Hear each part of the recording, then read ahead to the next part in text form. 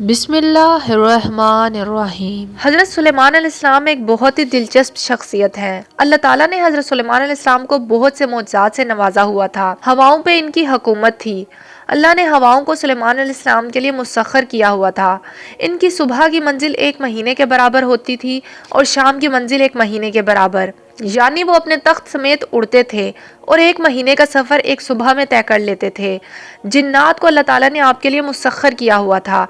आप इनके ज़रिए किले बनाते थे और कीमती मुजस्मे और इमारतें तामीर किया करते थे। जिन्नात समुद्र में गोते लगाकर कीमती चीजें भी निकालते थे। जानवरों की बोलियां अल्लाह ने आपको सिखाई थी। इनके लश्कर में जिन, इंसान, जानवर, परिंदे, हर तरह की फौज आपके लश्कर में शामिल थी। एक दफा हजरत सुलेमान अलैहिस्सलाम अपने दरबार में बैठे होते हैं और हर फौज का कमांडर आपके दरबार में मौजूद होता है, लेकिन परिंदों का कमांडर हुदहुद वहाँ मौजूद नहीं होता। तो हजरत सुलेमान अलैहिस्सलाम कहते हैं कि वो यहाँ क्यों नहीं है और क्यों गायब है। अगर उसने मुझे अपनी गैर हाजिरी की कोई दलील नहीं दी तो मैं इसको सजा दूंगा या फिर इसे कत्ल ही कर दूंगा। आप अभी ये अल्फाज बोल ही रहे होते हैं कि हुदहुद आ जाता है।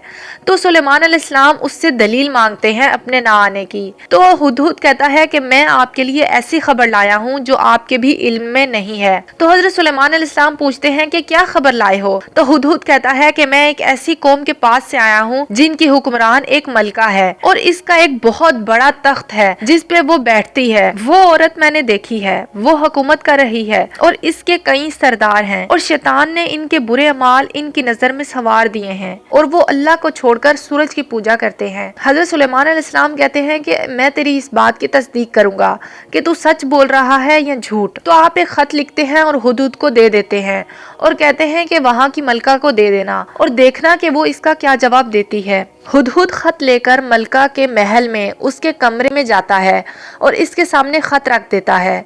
तो मलका हजरत सुलेमान अलैहिस्सलाम का खत खोलती है।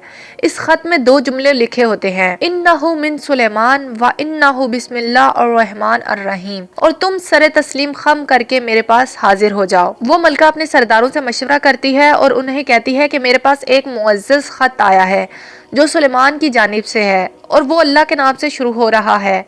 तो मलका अपने सरदारों से कहती है कि तुम्हें पता है मैं कोई काम भी तुम्हारे मशवरे के बगैर नहीं करती, तो तुम मुझे बताओ कि क्या किया जाए। तो सरदार कहते हैं कि हम बहुत ताकतवर हैं, हम हर तरह के सरदार का मुकाबला कर लेंगे। लेकिन मलका को अंदाजा हो जाता है कि ये एक गैर मामूली इंसान है जिसका खत एक हुदहुद लेकर आया है और वो अपने सरदारों से कहती है कि याद रखना, बादशाह अगर किसी मुल्क में आते हैं तो उस मुल्क के शुरफा को जलील कर देते हैं। हम में ये ताकत नहीं कि हम इनका मुकाबला कर सके, हमें इसमें जल्दी नहीं करनी चाहिए। मैं ऐसा करती हूँ कि कुछ तहाइफ हजरत सुलेमान अलैहिस्सलाम को भेजती हूँ। मलका सुलेमान अलैहिस्सलाम के पास कीमती तहाइफ भेजती है। जब दरबारी मलका का सामान लेकर हजरत सुलेमान अलैहिस्सलाम के पास पहुंचते हैं तो आप कहते हैं कि मुझे जो अल्लाह ने दिया है वो तो इस दुनिया की दौलत के सामने कुछ भी नहीं है। तो हजरत सुलेमान अलैहिस्सलाम इनको गुस्से से भेज देते हैं और कहते हैं कि अपनी मलका को कह देना कि अब हम वो लश्कर लेके आएंगे जिसका मुकाबला तुम लोग नहीं कर पाओगे। जब दरबारी मलका के पास वापिस आते हैं तो मलका फैसला करती है कि मैं खुद हजरत सुलेमान अलैहिस्सलाम के पास जाऊंगी।